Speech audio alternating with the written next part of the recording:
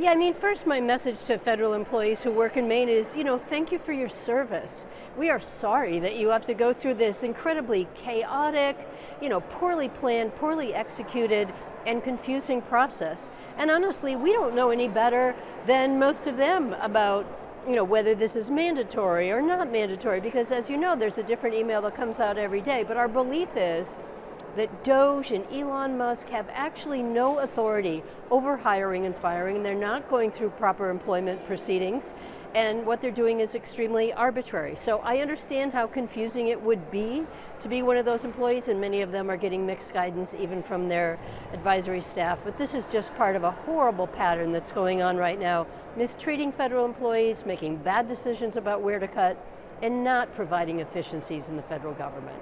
I think every agency in the federal government is going to have to look at ways they can prioritize and make sure they have people able to do the most important priorities of the federal government. And to me, that is where we are right now, where we're looking at a bureaucracy that's bloated, and we need to find ways to right-size our federal government. Our lakeshore, our Sleeping Bear Dunes are national treasures, and we want to make sure they're protected. But we've got to do it within a budget, and that's where we need to set the right priorities, and to me that would be a very big priority. So we'll continue to work with the administration on this, and Congress is going to have an important say in this process, but you can count on me advocating for the Sleeping Bear Dunes. When President Trump was elected, remember, he won the Electoral College and the popular vote, and one of the things he campaigned on was shrinking the size of government. Especially the last 4 years, we've seen an explosion not only in the number of government employees, but the spending of the government. And good, bad, or indifferent, Republicans and Democrats for the last quarter century or really 50 years are responsible for the horrible debt that we're facing these days. And again, in the next 1 to 3 years, if we don't get control of our debt, we face national insolvency. So the president has appointed Elon Musk to head up the Doge committee or the Doge agency, really to look at what federal government is. There's some things that the president has enabled him to do as far as the number of employees that he recommends to the president to eliminate their jobs. But then again, this is what the president's doing. Elon's not doing. The president is making the real call. Elon's only making the recommendations. And so, there have been a lot of heads on fire about what's happening.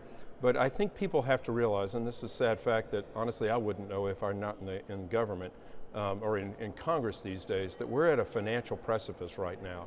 And Republicans and Democrats share in this responsibility. But I, for one, am glad we have a president that's willing to tackle this. Well, I think it's tough. I think it's really tough on a lot of individuals, but this is being pushed across all agencies, including the Defense Department, looking for really waste. I mean, I read one article yesterday, it was $10,000 spent on an HDMI cable. That's absolutely ridiculous use of taxpayer money. He's coming into the cabinet to explain to each member of the cabinet who heads their agencies what the purpose is, what's going on, and hopefully getting buy-in from all of those individuals. Guys, these are difficult times, and I feel for all the individuals who've lost their jobs. Sadly enough, I see in DC now all the traffic that's going on for individuals that haven't shown up to work for the last 4 years. So we pushed out way too far, and these are dramatic things that are happening in dramatic times. But this is what our nation needs to do, and I feel for those individuals who've lost their jobs and are great government employees. Hopefully they have gainful reemployment soon. But we're at a point of national insolvency, and so drastic measures need to be taken. That's more Democrat hype. The man is not being paid. Thank God we have Elon Musk up there. The fact that he purchased Twitter has given us a platform from which to hear the truth finally. We had big tech that was muzzling and censoring conservatives, and now we've got Elon who has opened that up. And thank God for President Trump as well in appointing Elon to what he's doing. I welcome what Elon is doing. I have no doubt that he's going to be up there for a temporary period of time, not taking any salary, but streamlining this government and finding all kinds of stuff. We know also, as an example, that we have approximately 64 million more Social Security accounts than we have people in the United States population. That's how many Social Security accounts there are giving someone somewhere around the world benefits.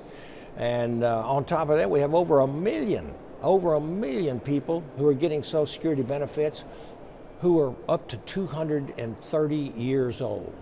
Listen, there's fraud, there's waste, there's abuse, and thank goodness that we have someone who is intent upon streamlining this federal government. Thank God for him. I think it's failing and failing miserably. You know, the American public, like even colleagues of mine and myself, want to make certain that we have the most efficient budget possible, but you don't do it by wielding a chainsaw against the budget. And the theatrics of Mr. Musk holding that chainsaw is extremely hurtful and harmful in terms of the outcome that he has achieved. DOGE has not been sanctioned by Congress. There has been no authorization. And so that shadow agency is being run by Mr. Musk, who's never had a background check and who was never approved for confirmation by the United States Senate. And so I think we really need to work on this in a way that's academic. The way to have done it would be to work through inspectors general, but they were the first to which that they took the desire to cut. And so you lost that talent and that institutional knowledge. They are nonpartisan. They are there to identify any waste and any fraud and any inefficiencies or non-compliance with statute. We have had inspectors general before the number of committees that I've served on to get their update, and there's always a great give and take with them at the table with agency leaders. So they really failed miserably. If you really want to get at waste and fraud and inefficiency, do it in a way that provides the most knowledgeable voices. Otherwise, he resorted to a team of very young people that do not fully understand the mission statement of the agency, or to not even bear with them the sort of institutional knowledge that is most beneficial here. Yes, I think Elon Musk, you can look at him as an auditor.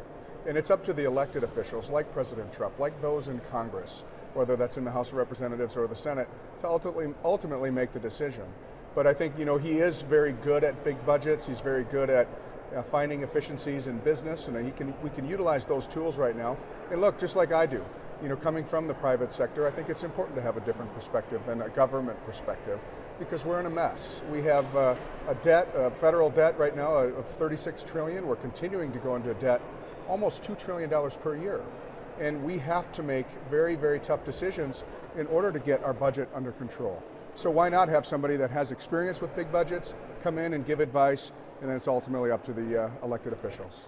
Well, I certainly support where President Trump is taking us, as well as 77 million Americans that voted for President Trump and his agenda to make America first, to prevent taxes from increasing, to keep our nation safe, to protect our borders, and to reel in our federal spending. And I very much support the fact that Musk, which is an agent of President Trump, I think if we changed Elon Musk's name to Sarah Jones or something else, folks would not have nearly as much of a problem with what's taking place. But we do need to be looking for efficiency in government, and I certainly appreciate the fact that the President has tasked the DOGE committee to get out there and look into the way that we're spending our money and how we can be more efficient. So I, like most of my constituents, believe that the government should be accountable with taxpayer dollars. We should make sure that we are spending that money wisely. But Medicaid, this program that they are attacking with nearly $1 trillion in cuts, is one of the most efficient and effective healthcare insurance delivery programs, right? The fraud isn't there. We are talking about children. We are talking about seniors who are often also on Medicare. We are talking about new babies born in the United States. We are the safety net for 1 in 5 Americans. And Medicaid is a good program. Audit after audit, it stands up to be not full of the fraud that they are perpetrating. It is a good use of taxpayer dollars, and it is wildly popular with the American people. I think we should be able to. We should be able to have discussions about, what is the most efficient use of our resources? How do we serve people better? How do we ensure that, 1 in every 2 college students isn't food or housing insecure? How do we ensure that the huge number of kids with disabilities who should qualify for Medicaid services but don't because their state has run out of funds get the services they need? How do we make sure that special ed students get the support that their IEPs authorize them to get but aren't able to get because the federal government hasn't been keeping up our end of the bargain and fully funding IDEA, or even funding it at the 40% that they promised? There are definitely ways that we could be more efficient and effective if we have a reasonable discussion about it, if it isn't just grandstanding and supporting the hatchet that Elon Musk is taking to government programs.